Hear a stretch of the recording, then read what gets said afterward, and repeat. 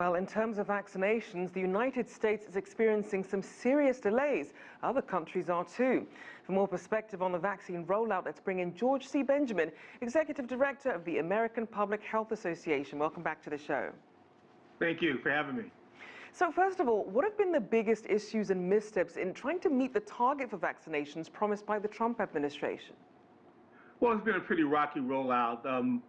Access to a good supply of vaccine has been the rate-limiting step, but also the challenges of getting a vaccine out that requires ultra-cold storage and some vaccine hesitancy. But we're on the mend, but those have been real challenges so far. So then, as the death toll and hospitalizations continue to break daily records here, should we expect the vaccine rollout to perhaps pick up, and why or why not? Well, we are beginning to see it pick up. I just saw a curve that shows that we are increasing the amount of vaccine that we're able to deliver. We're about 500,000 people a day, but the goal is, of course, to get to at least 100 million shots a day, and I think that we're going to need somewhere around 2 to 3 million a day if we're going to really be successful. So then, as we look at all the data that's coming out, what metrics give us the best idea of just how well these various vaccines and therapeutics are really working to improve outcomes? Well, I think we're confident because we now know that this is both safe and effective.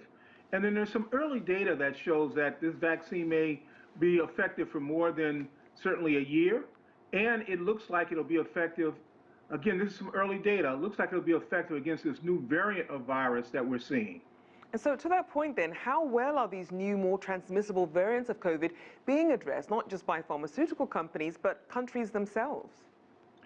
Well, the solution for this is still the old-fashioned way, wearing a mask, washing your hands, and keeping your distance, and then adding the vaccine to that regimen. So it's a race against time, and we're really trying to get to as many people as possible. And of course, when you saw the terrible toll that this is occurring in the city of Los Angeles, and so we are on a race to save lives. Now, talk about the rollout in China and other populous countries. How is that going so far? Well, China's it was ahead of everyone else with their emergency use authorization. So I'm understanding that China's doing reasonably well. India, for example, is just gotten their vaccine approved, and they're getting ready to roll out. But this is still going to be a challenge. And of course, getting to rural communities is going to be a problem. But many of those folks have approved vaccines that only require either one shot or don't require the ultra-cold storage, and that's going to make a big difference. And we have seen a lot of partnerships between pharmaceutical companies and countries. What's your take on really the global rollout and how these things are being coordinated? Well, there is a effort to roll these out in a coordinated way globally. It's just getting started, but we all believe it'll be very successful because they've made a commitment to do it. They have found the money, and at the end of the day, the only way we're going to get this done is through global cooperation. So then for the countries who are doing this well and it's working well for them, what is it that they're doing that seems to be putting them ahead of the curve?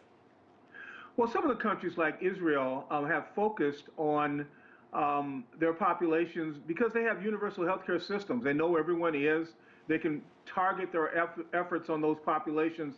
And they've decided that they're going to focus on those populations that are most priorities first, and then they spread rapidly to the rest of their population.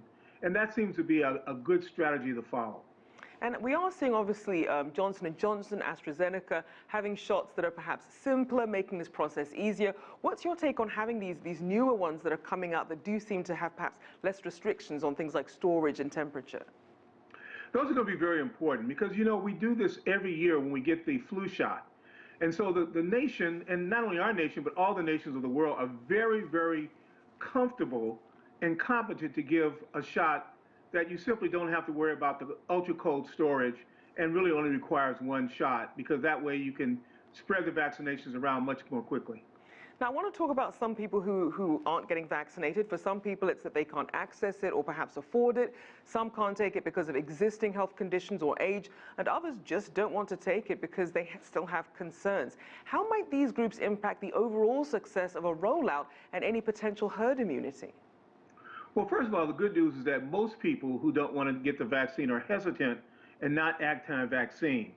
But we are going to have to get to 70, 75% of all of our populations, and that's worldwide, if we're going to really be successful in getting to herd immunity. And that's going to require a lot more education for those people that are hesitant, but not anti-vaccine. And we hope we can convince some of these people that are anti-vaccine to come on board and get the vaccination. And so just quickly, what is it that you're going to be keeping an eye on in the coming months? In the United States, we're going to be watching very carefully the number of vaccines per day, and hoping that we can also follow reductions in hospitalizations as a good measure, and then, of course, negative test results.